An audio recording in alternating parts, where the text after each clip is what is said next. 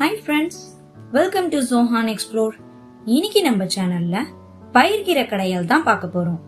First குக்கர்ல 50 gram துவரம் பருப்பு, ஒரு பெரிய தக்காளி, ஒரு பெரிய சைஸ் அளவுக்கு வெங்காயம், 2 பச்சை மிளகா, எலுமிச்சை சைஸ் அளவுக்கு புளி, 4 பல் பூண்டு சேர்த்துக்கோங்க.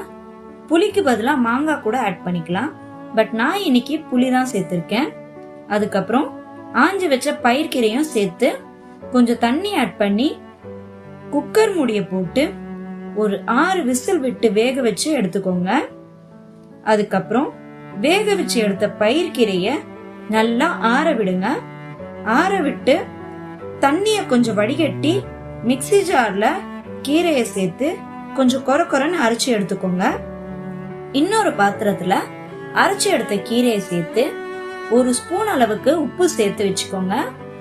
தாளிக்கிறதுக்கு ஒரு கடாயில 2 ஸ்பூன் ஆயில் ஊத்தி சூடானதுக்கு அப்புறம் கொஞ்சம் கடுகு பொரிஞ்சு வந்துட்டோம்.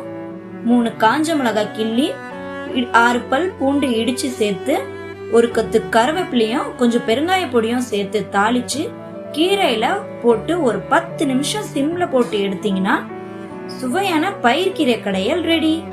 இது நீங்க ஒயிட் ரைஸ்க்கோ இல்ல சப்பாத்திக்கோ சாப்பிட்டீங்கன்னா அப்படி இருக்கும்.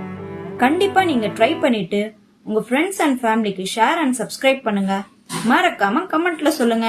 தேங்க்யூ ஃபார் வாட்சிங். பாய்.